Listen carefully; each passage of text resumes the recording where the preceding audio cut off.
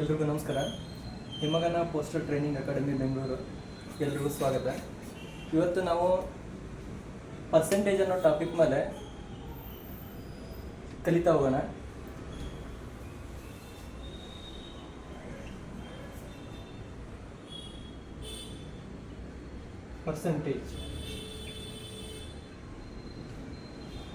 Percentage ಇದು king of the mathematics. ಇದರ ಮೇಲೆ ನಾವು ಇವತ್ತು ಪ್ರಾಬ್ಲಮ್ಸ್ನ ನೋಡ್ತಾ ಹೋಗೋಣ. ಮೊದಲಿಗೆ ಪರ್ಸೆಂಟೇಜ್ ಅಂದರೆ ಏನು? 100ಕ್ಕೆ 100%. ಇಲ್ಲಿ ನಾವು ಕಲಿತಾ ಹೋಗೋಣ. ಈಗ 500 ಅಂದರೆ ಇದು 100% ಎಲ್ಲ ಇರುತ್ತೆ. ಇದರಲ್ಲಿ ನಾವು ಬೇಸಿಕ್ಸ್ನ ತಿಳ್ಕೊಂತ ಹೋಗೋಣ. ಮೊದಲು ಈ 500ರಲ್ಲಿ 10% ಅಂದರೆ ಎಷ್ಟು? 50. 1 ಬಿಟ್ಟು ಈ ಕಡೆ 1 ಪಾಯಿಂಟ್ ಕೊಟ್ಕೊಂಡ್ರೆ 10%.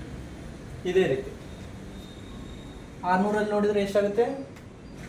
600ರಲ್ಲಿನೂ 10% ಅಂದರೆ 60. ಅದೇ ನೀವು 1% ಅಂದರೆ ಎಷ್ಟು ಸರ್ ಅಂತ ಕೇಳಿದ್ರೆ 600ರಲ್ಲಿ ಇದರಲ್ಲಿ ಏನೂ ಜಾಸ್ತಿ ಇಲ್ಲ. 0 ಬಿಟ್ಟು ಪಾಯಿಂಟ್ ಇಟ್ಟಿದ್ದೀವಲ್ಲ, ಅದನ್ನೇ ಇನ್ನೊಂದು 0 ಬಿಟ್ಟು ಪಾಯಿಂಟ್ ಇಟ್ಕೊಂಡ್ರೆ 1% ಅಂದರೆ 6. ಈ ಥರ ಇದರ ಮೇಲೆ ಪರ್ಸೆಂಟೇಜ್ ಮೇಲೆ ಇವಾಗ ಪ್ರಾಬ್ಲಮ್ಸ್ ನೋಡ್ತಾ ಹೋಗೋಣ. ಸಂಖ್ಯೆಯ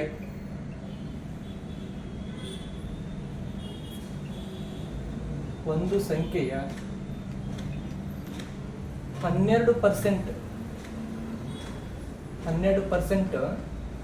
360 ಆದರೆ ಆ ಸಂಖ್ಯೆ ಯಾವುದು?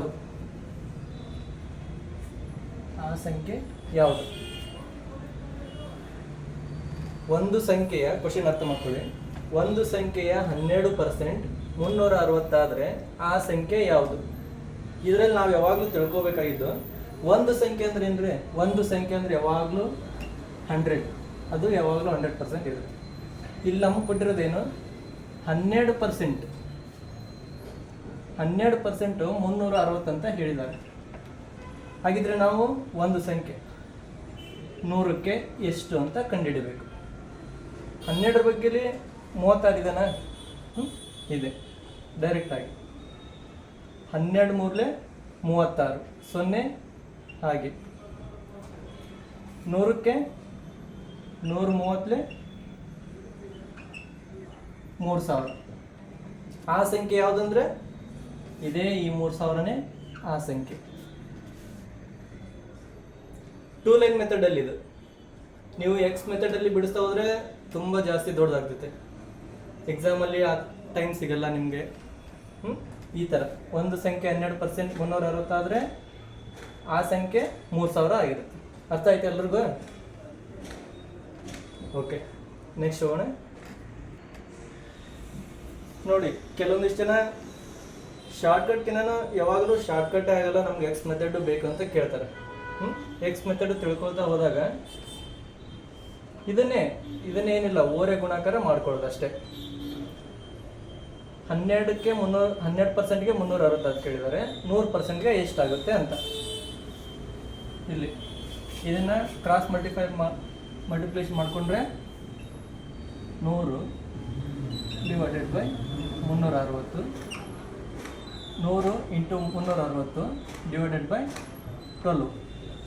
ಇದನ್ನೇ 12 1 12 3 0ಗೆ 100 ಇಂಟು 30 3000.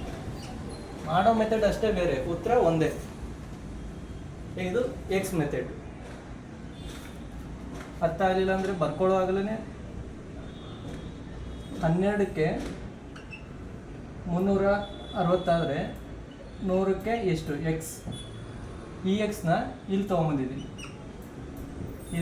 ಇದನ್ನು ಕ್ರಾಸ್ ಮಲ್ಟಿಪ್ಲಿಕೇಶನ್ ಮಾಡ್ತೀವಿ.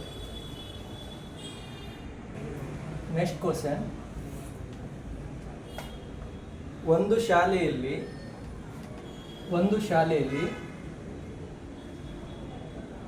40% ಹುಡುಗರಿದ್ದಾರೆ, 40% ಹುಡುಗರಿದ್ದಾರೆ. ಆ ಶಾಲೆಯಲ್ಲಿ ಹುಡುಗಿಯರ ಸಂಖ್ಯೆ ಎಷ್ಟು? 240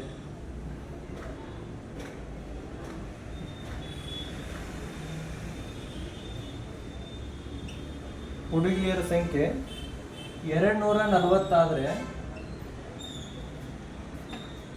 ಆ ಶಾಲೆಯಲ್ಲಿರುವ ಒಟ್ಟು ವಿದ್ಯಾರ್ಥಿಗಳ ಸಂಖ್ಯೆ ಎಷ್ಟು? ಒಟ್ಟು ವಿದ್ಯಾರ್ಥಿಗಳ ಸಂಖ್ಯೆ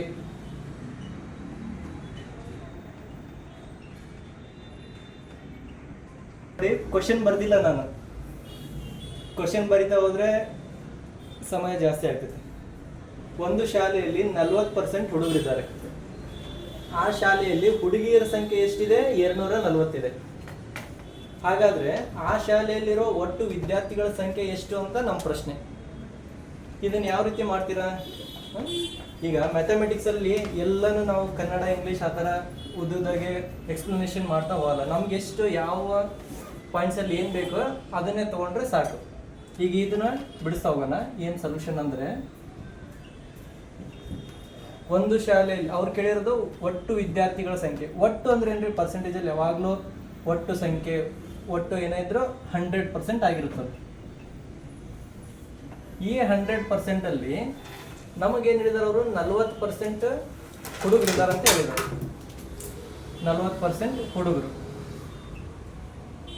40% ಹುಡುಗರಿದ್ದಾರೆ ಅಂತಂದ್ರೆ 60% ಹುಡುಗಿಯರು ಮಿಕ್ದವರು. ಹುಡುಗಿಯರ ಸಂಖ್ಯೆ ಎಷ್ಟು ಕೊಟ್ಟಿದ್ದಾರೆ? 240. ಈ ಉಳಿದಿರೋ 60% 240 ಏನಿದಾರಲ್ಲ ಇವರೇ 60% ಹುಡುಗಿಯರು. ನಮಗೇನು ಕೇಳಿದ್ದಾರೆ? ಒಟ್ಟು ವಿದ್ಯಾರ್ಥಿಗಳ ಸಂಖ್ಯೆ ಕೇಳಿದ್ದಾರೆ. ಒಟ್ಟು ವಿದ್ಯಾರ್ಥಿಗಳಂದ್ರೆ 100%. ನೋಡಿ, 60% ಅಂದರೆ 240 ಅವರೇ ಹೇಳಿದ್ದಾರೆ. 240 ಹುಡುಗಿಯರ ಸಂಖ್ಯೆ ಅಂತ. ಇದನ್ನ ನೋಡಿ, 6ರ ಮಗ್ಗೇಲಿ 24 ಇದೆನಾ? ಇದೆ. 6 4 24 0 ಹಾಗೆ. ನೆಕ್ಸ್ಟ್ ಇದನ್ನೇ ಇಲ್ಲಿ ಯಾವುದರಿಂದ ನೀವು ಇದು ಮಲ್ಟಿಪ್ಲೈ ಮಾಡಿರ್ತಿಲ್ಲ ಅದರಿಂದನೇ ಇಲ್ಲೂ ಮಲ್ಟಿಪ್ಲೈ ಮಾಡಬೇಕು. 140 40 × 100 ಅಂದರೆ 400. 4,000. ಹಾಂ, ಒಂದು ನಿಮಿಷ. ಇಲ್ಲೇನಿದೆಯಲ್ಲ, ಇಲ್ಲಿ 60 × 40 ಈ ಥರ ಬೇಡ. ಇಲ್ಲೇನೈತಲ್ಲ, ಇಲ್ಲೊಂದು 0 ಹೊಡ್ಕೊಳ್ಳಿ, ಇಲ್ಲೊಂದು 0 ಹೊಡ್ಕೊಳ್ಳಿ. 6 4 24 240. ಇಲ್ಲಿ 14